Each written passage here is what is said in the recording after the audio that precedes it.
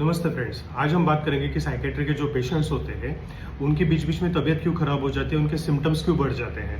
दवाई वो रेगुलर ले रहे हैं ऐसा आपको लगता है, लेकिन फिर भी उनके सिम्टम्स दोबारा आ जाते हैं, वो पहले जैसे हो जाते हैं, पहले जैसे बिहेव करने लगते हैं। ऐसा क्यों होता है, अभी मैं इसका आपको रीज़न समझाऊंगा। बहुत बार ऐसा होता है कि जो साइकेट्री के पेशेंट होते हैं उनमें इनसाइट कम होती है। इनसाइट यानी कि मुझे कोई बीमारी है ये वो मानते नहीं है, कि मुझे दवाई रेगुलर लेनी है, ये चीज़ वो मानते नहीं है। अक्सर वो रिलेटिव के साथ तो आ जाते हैं डॉक्टर के पास, जैसे अगर कोई स्किज़ोफ्रेनिया का पेशेंट है या डिप्रेशन का पेशेंट है, इन पेशेंट्स में इनसाइट की बहुत कमी होती है। यानी कि वो अक्सर मानते नहीं है कि मुझे दवाई लेने की ज़रूरत है। वो रिलेटिव के साथ आपके हॉस्पिटल तो आ जाएंगे, डॉक्टर को दिखा देंगे, दवाई ले लेंगे, फिर वो क्या करते हैं, घर पे जाते हैं, कुछ दिनों के लिए दवाई लेते हैं। रिलेटिव उनको इंसिस्ट करते हैं कि आप दवाई ले लो, फैमिली मेम्बर उनको बताते हैं टाइम टू टाइम दवाई ले लेना। अब पेशेंट दवाई लेता है क्योंकि आप लोग देख रहे होते हैं, फिर धीरे धीरे पेशेंट की तबीयत ठीक हो जाती है। अब घर वालों को भी लगता है कि पेशेंट अब पूरी तरीके से ठीक हो गया, अब अपने आप दवाई ले लेगा।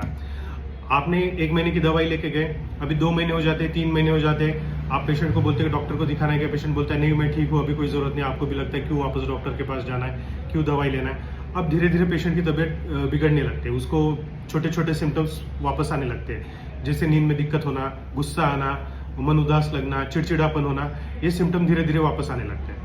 रिलेटिव इसको नज़रअंदाज कर देते हैं कि चलो ठीक है, छोटी मोटी बातें होगी, इसके लिए गुस्सा हो गया या कोई और वजह होगी, इसकी वजह से पेशेंट को गुस्सा आ गया होगा। अब प्रॉब्लम क्या होता है, 3 महीने हो जाते हैं, पेशेंट दवाई बिल्कुल नहीं ले रहा होता है, आपको पता नहीं होता है, आपको लगता है कि पेशेंट दवाई ले रहा है। फिर उसके बाद में एकदम से प्रॉब्लम क्रिएट हो जाता है, पेशेंट को एकदम से एडमिट करने की नौबत आ जाती है। अब वो लेके आते हैं डॉक्टर के पास, डॉक्टर बोलते हैं कि आप दवाई ले रहे थे। हाँ, हम दवाई ले रहे थे।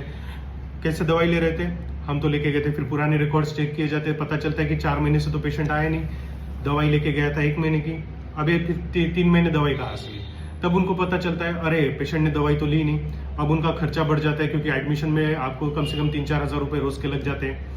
फिर एडमिशन है, आईवी वगैरह देने पड़ते हैं, इंजेक्शन कॉस्ट, वो सारे कॉस्ट आ जाते हैं। आपका खर्चा 20-30 हज़ार के ऊपर चला जाता है। अब जब पेशेंट एडमिट होता है 4-5 दिन, आपका 20-30 हज़ार का खर्चा हो गया, आपको वहाँ पे रहने की वगैरह जो तकलीफ हो गई। इससे अच्छा अगर आप रहता कि पेशेंट की मॉनिटरिंग करते, पेशेंट रेगुलरली दवाई ले रहा है नहीं ले रहा है। आपको जो भी साइकेट्री का पेशेंट है, डिप्रेशन, एंग्जाइटी और स्किज़ोफ्रेनिया, बाइपोलर डिसऑर्डर, इनके जो भी पेशेंट हैं, आपको दवाई पेशेंट के हाथ में देना है हमेशा के लिए। कभी भी पेशेंट के भरोसे दवाई नहीं छोड़ना है, कितना भी पेशेंट ठीक हो, कुछ भी हो।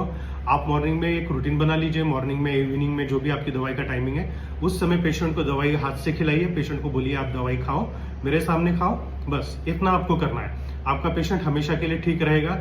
जब तक डॉक्टर नहीं बोलते तब तक दवाई बंद नहीं करना है, रेगुलरली मेडिसिन लेना। Thank you.